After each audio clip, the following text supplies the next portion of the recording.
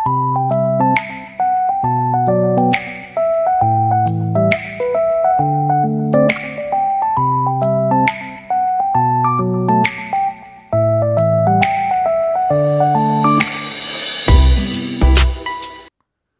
అండి. Welcome to Suma's world. So, Rishikesh నుంచి అయితే మేము ఈరోజు కనాతల్ బయలుదేరామండి. కనాతల్ అంటే ఒక 8000 ఫీట్ హైట్‌లో ఉంటదనమాట. చాలా చల్లగా బావుంటదన్నారు. అందుకని కనాతల్ అయితే బయలుదేరాము. టాక్సీ అడిగితే రిషికేష్ నుంచి 3500 అన్నారు. సో, ప్రీవియస్ డే మేము బస్‌కైతే వివరాలు కనుక్కున్నాం గదా! సో, ₹260 అంటే 130 ఇద్దరికిని.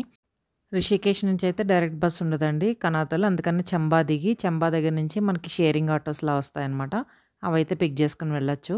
సో, సీనరీ గానీ, on the way to Chamba నుంచి కనాతల్ వెళ్ళే రూట్ గానీ చాలా బావుందనమాట. అసలు యాక్చువల్‌గా మాకు ప్లాన్‌లో లేదు కదా! కనాతల్ అన్నది. మసూరి ఎళ్ళాలి మేము.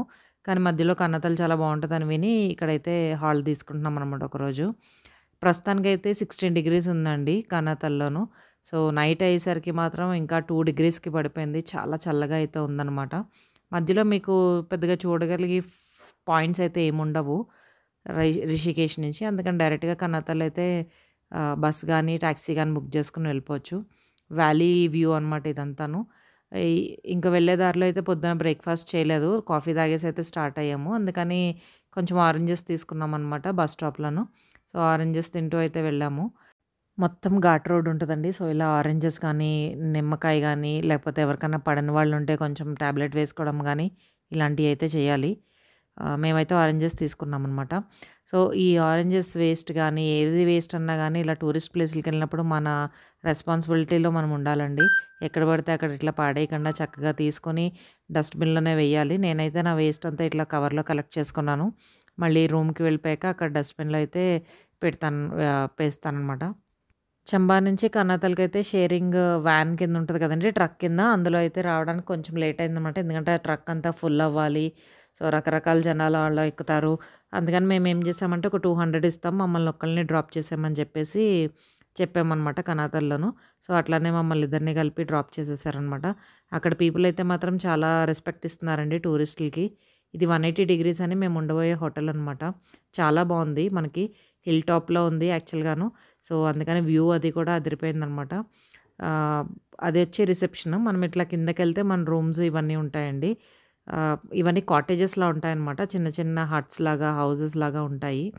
ఇదైతే మొత్తం వ్యూ అనమాట. 360 డిగ్రీస్ వ్యూ చూపిద్దామని చెప్పి మొత్తం అయితే తీశాను. ఇక్కడ రకరకాల చెట్లు ఇవన్నీ ఉన్నాయండి. యాప్రికాట్, రోజెస్ అయితే మాత్రం చాలా పెద్ద పెద్దగా పూస్తున్నాయనమాట. ఇది మా రూమ్ ఈ రోజుకైతేని. మళ్ళీ మరీ లగ్జూరియస్‌గా అయితే ఉండవు ఇక్కడ రూమ్స్ అయితేని. ఎక్కడ చూసినా గానీ ఇట్లాంటివే ఉన్నాయన్నమాట. అంత క్లీన్‌గా అయితే అనిపించలేదు వాష్‌రూమ్స్ ఇవన్నీ. But that's okay. లైక్ ఈ ఉత్తరాఖండ్ వరదలు అవి వచ్చినాయి గదండీ! లాస్ట్ 2 ఇయర్స్ బ్యాక్ ఎప్పుడో. సో, అప్పుడు కొంచెం పాడైనియంట మొత్తం ఈ ప్రాపర్టీస్ అన్నీ గూడాను. సో, అందుకని కొంచెం అంత గొప్పగా లేవన్నమాట రూమ్స్ అయితేని. బట్ అడ్జస్ట్ అయిపోవచ్చు పర్వాలేదు. ఒకటి రోజుకి 2 రోజులకిని. ఇదేదో బ్లాక్ రోజ్‌లా ఉంది చూడండి ఎంత ముద్దగా, ఎంత పెద్దగా వస్తుందో ఈ రోజైతేని. డెఫినెట్‌గా అయితే విజిట్ చేయాల్సిన ప్లేస్ అండి కనాతల్ అంటేనే. మనకి పెద్దగా టూరిస్టులకి వాళ్ళకి తెలీదు యాక్చువల్‌గా ఇది. వింటర్‌లో అయితే స్నోఫాల్ గూడా ఉంటదనమాట. కనాతల్ గాని, తెహరీ గాని ఇవన్నీ గూడాను. సో, ఫుడ్ అయితే ఆర్డర్ చేసుకున్నాం ఈ రెస్టారెంట్‌లో. చాలా బావుంది. ఆలు మటర్ ఒకటి అండ్ రోటీ, జీరా రైస్ అనమాట. చాలా ఎక్సలెంట్‌గా ఉంది టేస్ట్ అయితేని. నాన్ వెజ్ అయితే పెద్ద గొప్పగా అనిపించలేదండి నాకైతేని. ఇదిగో కొంచెం రెడీ అయ్యి డ్యామ్‌కైతే వెళ్దాం, తెహరీ డ్యామ్‌కైతే వెళ్దాం అని చెప్పేసి ఇట్లా రెడీ అయ్యాననమాట. హాలిడేకొచ్చినప్పుడు ఇట్లా డిఫరెంట్‌గా రెడీ అయితే ఆ ఫీలే వేరండి. బావుంటది యాక్చువల్‌గాను. డ్యామ్ దగ్గరికెళ్ళడానికైతే 1800 అడిగారు ఈ వ్యాన్‌లోను. ఇక్కడైతే షేరింగ్ కుదరలేదండి. అందుకని డైరెక్ట్‌గా 1800 పెట్టి వెళ్ళాల్సొచ్చిందనమాట. ఇక్కడేదో సాండ్ డ్యూన్స్ వచ్చినట్టు ఇసుకైతే బాగా లెగుస్తుంది మనకి పైకి. ఇక్కడ అన్నీ వాటర్ యాక్టివిటీస్ ఉన్నాయండి. కొంచెం ఎండగా ఉంది. కొంచెం చాలా ఎండగా అనిపిచ్చింది ఇక్కడైతేని.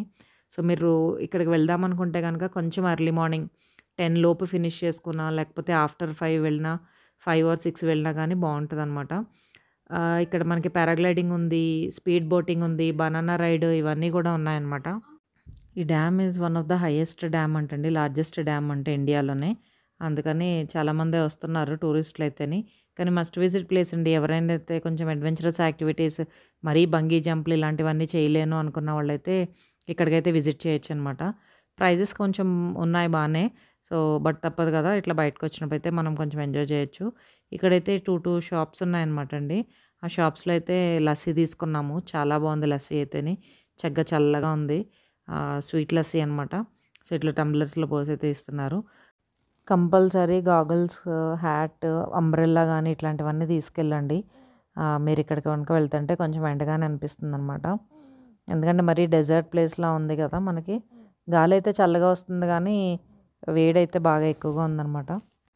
కనాతల్ నుంచి తెహరీ డ్యామ్‌కి రావడానికి ఆల్మోస్ట్ 1 అవర్ అయితే టైం పట్టిందండి మనకి. ఇంకా మళ్ళీ కిందకి చంబా వచ్చి, చంబా నుంచి వెనక్కి వెళ్ళామనమాట. సో, మీరు గనక ఓన్ వెహికల్‌లో వస్తుంటే డైరెక్ట్‌గా ఇది చూసి కూడా వెళ్ళొచ్చేమో మరి. అట్లా ఫీజిబిలిటీ ఉంటే అలా అలా కూడా బానే ఉంటది. సో, వెళ్ళేటప్పుడు మాత్రం కొంచెం కంఫర్టబుల్ డ్రెస్సింగ్‌లో అయితే వెళ్ళండి. మీరు చేద్దామనుకున్న వాటర్ యాక్టివిటీస్‌ని బట్టి ఇవన్నీ ఆలోచించుకొని. నేనైతే స్పీడ్ బోటింగ్ ఒకటే ప్లాన్ చేసుకున్నాను యాక్చువల్‌గాను. సో, స్పీడ్ బోటింగ్ చార్జెస్ ఎట్లా ఉన్నాయంటే పర్ హెడ్ 500 అంట 15 మినిట్స్‌కి. అండ్ హాఫ్ అన్ అవర్‌కైతే పర్ హెడ్ 1000 అంట. సో, నాకైతే 500 సరిపోతది 15 మినిట్స్‌కని అనిపించింది. సో, దానికి కూడా షేరింగ్ ఉంటే కావాలి అని అన్నారండి. సో, ఒక 10 మినిట్స్ వెయిట్ చేస్తే వేరే వాళ్ళు కూడా షేరింగ్ కోసం అని చెప్పేసి ఈ కపుల్ కూడా వచ్చారు. ఇంతకుముందు కాశ్మీర్‌లో చేసినప్పుడు ఈ స్పీడ్ బోటింగ్ అయితే ఆ వేవ్స్ మీద జంప్ అది చేసి కొంచెం అడ్వెంచరస్‌గా చేశారనమాట అండి. ఇక్కడైతే అట్లా ఏం లేదు. మనకి జస్ట్ కొంచెం స్పీడ్‌గా బోట్‌నైతే తీసుకెళ్తున్నారు. ఆ లేక్ అంతా కూడా డ్యామ్ అంతా కూడా తిప్పుతున్నారనమాట. వాటర్ మీద ఉన్నంత సేపయితే మనకేం పెద్ద వేడనిపిచ్చదు కదా! చల్లగానే ఉంది. సో, దట్ టూ కొంచెం సన్‌సెట్ అవుతుంది. 5:00 ఆ టైం అయ్యేసరికినేమో అని చెప్పేసి కొంచెం బానే ఉందనమాట రైడ్ అంతాను. మా వెనకాలొచ్చిన కపుల్‌లో అయితే చిన్న బాబున్నాడు. ఆ బాబయితే కొంచెం చాలానే భయపడ్డాడు కొంచెం అయితేని. సో, ఇంగ బోట్ నడిపే అతనికిచ్చి కొంచెం వీడియో తీయండి ఫ్రంట్ నుంచి అంటే, వీడియో అయితే ఇట్లా తీసిచ్చారు మాకు. వాటర్ కలర్ అయితే మాత్రం చాలా బావుందండి. మనకేదో అండమాన్‌లో అది చూస్తున్న బీచెస్ కలర్‌లాగా రాధాకృష్ణ బీచ్ ఉంటది కదా! అండమాన్. సో, అలా అయితే అనిపిచ్చింది నాకైతేని. అక్కడైతే చాలా ఫోర్స్ చేస్తున్నారు. మనకి పారాగ్లైడింగ్ చేయండి, అది చేయండి, ఇది చేయండి అని చెప్పేసి. సో, మీరు చూసుకోండి మీకు ఎంతవరకు ఇదిగో పారాగ్లైడింగ్ కూడా ఎవరో చేస్తున్నారనమాట. యాక్చువల్‌గా పారాగ్లైడింగ్ అంటే మనకి సీ మీద బావుంటదండి. గోవాలో పారాగ్లైడింగ్ చాలా బావుంటదనమాట. సో, అదైతే అయిపోయాక మళ్ళీ రిటర్న్ అయితే రూమ్‌కొచ్చేసి కాసేపు రెస్ట్ అయితే తీసుకున్నాము. ఇంకీ ఎంత చూస్తున్నా సరే ఇంకా ఫ్లవర్స్ గానీ, అయ్యో! రెడ్ ఫ్లవర్స్ అండి చాలా బావున్నాయి. ఏంటో అర్థం కావట్లేదు గానీ. ఇంకిది సన్‌సెట్ అనమాట. మనకు తెలిసిందే కదా! నార్దర్న్ ఇలా హిల్ స్టేషన్స్‌లో అయితే మనకి డేస్ ఆర్ లాంగర్ అని జెప్పేసి. సో, చాలా టైం అయినా గానీ ఇంకా సన్‌సెట్ అవుతానే ఉంటుంది యాక్చువల్‌గాను. ఆల్మోస్ట్ 6:30 అయింది టైము. ఇంకా మనకి అట్లా సన్ కనిపిస్తానే ఉందనమాట. సన్‌సెట్‌నయితే కాసేపు అట్లా కిందకది వెళ్ళి, తిరిగి ఆ రిసార్ట్ అంతాను చూసాము. ఆ ఫ్లవర్స్ అన్నీ ఏంటి అని జెప్పేసి.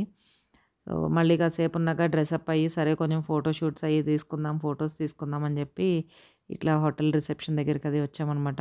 దీని మీద ఒక చిన్న షార్ట్ కూడా పెట్టాను సరదాగాను. సో, చూసారు మీలో చాలామందయితేని.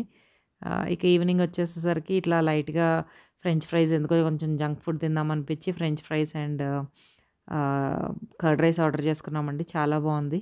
జస్ట్ కొంచెం ఆయిల్ అయితే ఎక్కువేశారు గానీ కర్డ్ రైస్‌లో ఎక్సలెంట్‌గా ఉంది టేస్ట్ అయితే.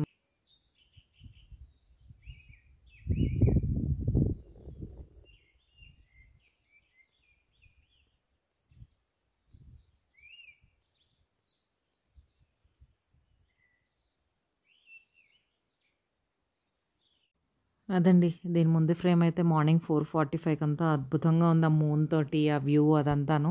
ఇక వర్షం గూడా పడిందండి. మనం యాక్చువల్‌గా టెంపరేచర్ గానీ, వెదర్ ఫోర్‌కాస్ట్ గానీ గూగుల్‌లో చెక్ చేయొచ్చనమాట. వాళ్ళు చెప్పినట్టే పడింది యాక్చువల్‌గా. 8:00 వర్షం పడతదన్నారు. అట్లనే 8:00 అయితే వర్షం పడింది. సో, నెక్స్ట్ మేమైతే మసూరి ఎళ్దామని ప్లాన్ చేసుకున్నామండి. ఈరోజైతేని సుర్కందా దేవి టెంపుల్ ఒకటుందనమాట ఆన్ ది వే. సో, అది చెక్ చేసుకొని అది 8000 ఫీట్ హైట్‌లో ఉంటదంట. అది చెక్ చేసుకొని మసూరి ఎళ్దామని చెప్పి ప్లాన్ ప్లేస్ చేస్తున్నాను. అయితే అస్సలు వెళ్ళాలనిపించట్లేదండి వదిలి. అంత బాగుందనమాట. కానీ తప్పదు కదా! నెక్స్ట్ హిల్ స్టేషన్‌కి అయితే వెళ్తున్నాం ఇక్కడి నుంచి అనమాట. మళ్ళీ అట్లనే షేరింగ్ దాంట్లో సురకందాదేవి టెంపుల్‌కెళ్ళామండి. ఆ టెంపుల్ చూసుకొని అక్కడి నుంచి డైరెక్ట్‌గా మేము మేకపిల్ల కూడా ఉంది చూసారా మా దాంట్లోను. అట్లా ఉంది షేరింగ్ ట్రక్ అయితేని. సో, సురకందాదేవి టెంపుల్ చూసుకొని, ఆ టెంపుల్ తర్వాత అక్కడి నుంచి మసూరి ఎళ్దామని చెప్పి ప్లాన్ అనమాట. మొత్తం బస్ తోటి ఇలాగే ప్లాన్ చేసుకున్నాము.